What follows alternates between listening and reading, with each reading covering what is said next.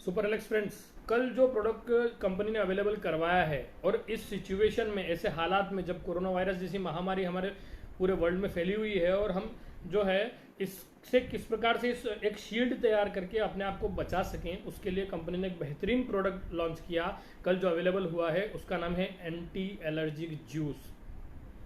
ये anti allergic juice एक तरह से रामबाण या ब्रह्मास्त्र कहा जा सकता है।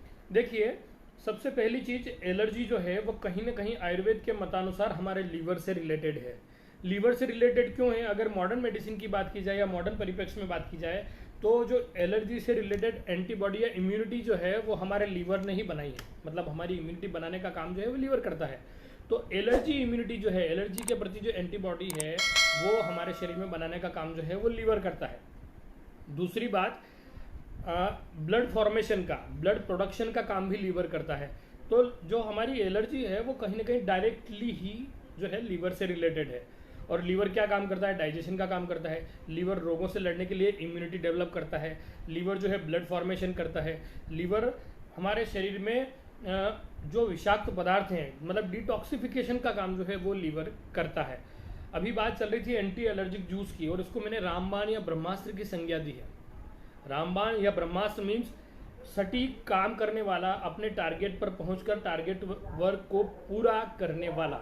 रामबाण या ब्रह्मास्त्र कहने के पीछे लॉजिक ये है कि इसमें जो औषधीय संगठन है, इसका जो औषधीय स्ट्रक्चर है वो इतना स्ट्रांग है, इतनी इंपॉर्टेंट और दिव्य औषधियाँ इसमें है कि इससे जो है ये अपने नाम को सार्थक करता है, एंटी एलर्जिक जूस।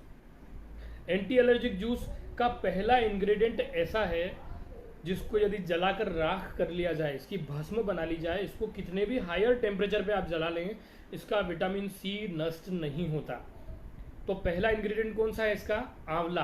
आंवला 10% है इसमें, और आंवले के बारे में कहा जाता है कि इसके विटामिन सी को आप जलाकर राख बना लें तो भी विटामिन सी जो है इसका डेड नहीं होगा। इसका विटामिन सी हमेशा बायो अवेलेबल फॉर्म में रहेगा, मतलब आपके शरीर के उपयोगी फॉर्म में रहेगा।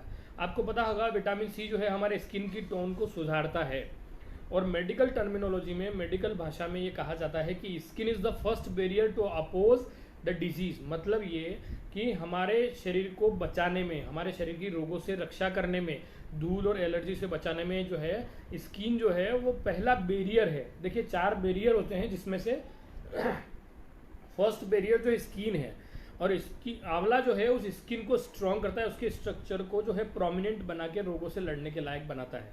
विटामिन सी हमारी इम्यूनिटी को डेवलप करता है। तो पहला ही प्रोडक्ट, पहला ही इंग्रेडिएंट जो है एंटी एलर्जिक जूस का वो काफ़ी स्ट्रॉन्ग हो जाता है। आंवला हमारी इम्यूनिटी को डेवलप करने के साथ साथ हमारे डाइजेशन को भी प्रॉपर करता है। तो पहला इंग्रेडिएंट की बात होगी आंवले की। दूसरा इंग्रेडिएंट इतना दिव्य है जिसका वर्णन हमारे धर्मशास्त्रों में, सनातन धर्मों में किया जा रहा है, उसकी हम पूजा करते हैं और जिसे तुलसी के नाम से जाना जाता है, जिसको देवीय औषधि कहा जाता है। हर घर आंगन में इसका उपयोग एक देवीय और रोगों से लड़ने वाली और बुरी शक्तियों से बचाने वाली जो है मेडिसिन या देवताओं में इसकी गणना की जाती है। तो तुलसी जो है सभी को पता है कि बहुत सारी बीमारियों से हमें बचाती है। ये एक ऐसी शील्ड बना देती है जिससे बैक्टीरिया या रोग उत्पन्न करने वाले जीवाणु जो है, अलग अलग प्रकार के माइक्रोब्स जो हैं वो हम पर अटैक नहीं कर पाते और हम अपनी इम्यूनिटी के थ्रू उनसे लड़ पाते हैं और उनको किल कर पाते हैं। तो तुलसी जो है हमारे लीवर को डिटॉक्सिफाई भी करती है, बीमारियों से बचाती भी है। तो एंटी एलर्जी जो है, देखिए एंटी एलर्जी का मतलब ये हुआ कि बॉडी का हाइपर एक्टिव हो जाना किसी पर्टिकुलरली इन्फेक्शन या किसी आउटसोर्सिंग मटेरियल के कारण। तो इसका मतलब ये हुआ कि बाहर से कोई भी पदार्थ शरीर में जाता है जो हमारे शरीर के लिए हितकारी नहीं है, हमारे शरीर के लिए हेल्दी नहीं है, उसका अपोज करने के लिए हमारा एंटी एलर्जिक सिस्टम एक्टिवेट होता है, और वो एंटी एलर्जिक सिस्टम को बनाने का काम लीवर का होता है, और इसी लीवर को स्ट्रॉन्ग करने का काम जो है तुलसी करती है। एंटी एलर्जिक जूस का तीसरा इंग्रेडिएंट जो है वो है मुलेठी। मुलेठी को सभी लोग जानते हैं, जो लोग कवि सम्मेलन करते हैं, जो स्पीच देते हैं, जो इनका भाषण होता है, जिनको बोलने का काम ज़्यादा होता है, वो लोग अपने गले को अच्छा रखने के लिए मुलेठी चबाकर फिर अपने आगे के काम को शुरू करते हैं।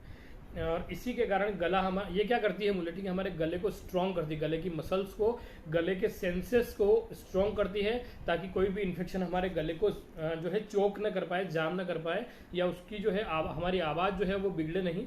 इसके लिए मुलेठी बहुत अच्छी एंटीबायोटिक और म्यूकोलाइटिक जो है हर्ब है, जड़ी बूटी है। इसका फोर्थ इंग्रेडिएंट है वासा, और वासा या यस्य आशायाम, रक्तपित्त के रोगी के लिए, मतलब धरती पर जब तक वासा नामक, अड़ूसा नामक औषधि है, तब तक किसी भी रोगी को चिंता करने की जरूरत नहीं है, ऐसा कहा जाता है। और ये दिव्य औषधि हमारे एंटी एलर्जिक जूस में सम्मिलित की गई है। साथ ही अगली औषधि इतनी इंपॉर्टेंट है जिसके बारे में पूरे विश्व में अभी गुणगान किया जा रहा है, जिसको अमृता कहा जाता है। और ऐसा बताया जाता है कि समुद्र मंथन के दौरान जब अमृत कलश से जो बूंदें छलकी थी, वो बूंदें धरती पर जहां जहां गिरी वहां पर अमृता यानी गिलोय की उत्पत्ति हुई। ये गिलोय दुनिया की हर बीमारी में फायदा करती है। हमारी इम्यूनिटी को बढ़ाने का बेस्ट सॉल्यूशन जो है, बेस्ट इम्यूनो मॉड्यूलेटर जो है, वो गिलोय है। तो इस एंटी एलर्जिक जूस का फिफ्थ इंग्रेडिएंट जो है वो हमने इसीलिए अमृता को रखा है कि इस परिप्रेक्ष्य में, वर्तमान के दौर में जो परेशानी भारत पर विश्व पर आई है, जिससे हम इजीली स्वस्थ भारत और समृद्ध भारत के इस टैग लाइन को सक्सेस कर सकें, स्वस्थता और समृद्धता ये दोनों हम हासिल कर सकें, इसके लिए इसमें गिलोय मिलाई गई है। अगला इंग्रेडिएंट जो है उसका वो है अमलतास।